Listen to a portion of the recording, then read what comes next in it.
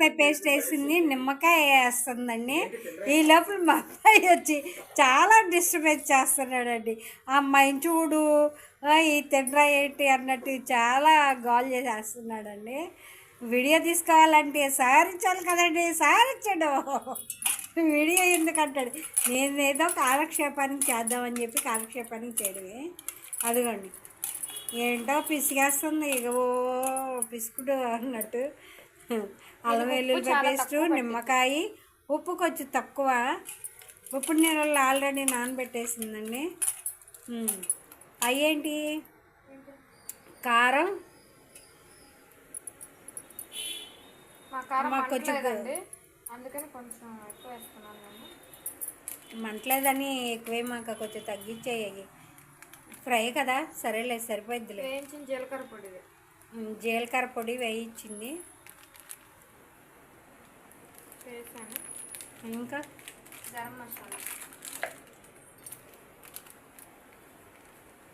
గరం మసాలా వేసి బాగా కలుపుకోవాలి. ఉప్పు అంతా పట్టేస్తూ.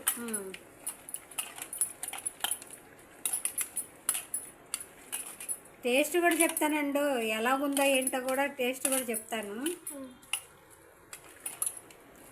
బాగా కలిపేసుకున్నాక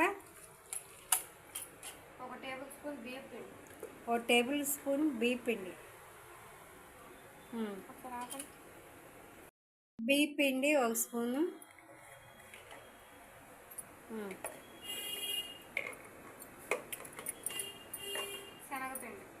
శనగపిండి అది 2 టేబుల్ స్పూన్. ఇక అంతే కలుపుకొని కనీసం గంట పైన ఫ్రిడ్జ్లో పెట్టుకోవాలి. కలిపేసి 2 మ్యాగ్నేషన్ బాగా కలుపుకొని గంట పైన ఫ్రిడ్జ్లో పెట్టాలి. ఎలాగుంటుంది ఏ ప్యాక్ కూడా మీకు చూపిస్తాను. లేదు అంటే అసలు ఒక ముందు పొద్దున్నే వేసుకోవాలంటే నైట్ అంతా నానబెడితే ఇంకా సూపర్. కలుపుకొని మధ్యాహ్నం చేసిందండి. ఇప్పుడు వచ్చేటప్పటికి ఇదిగోండి డీప్ ఫ్రై చేస్తుంది. బాగా నానుందండి, ముక్కకు పట్టింది, మెత్తగా ఉంది. డీప్ ఫ్రై చేస్తుంది. నేను కూడా వేసింది.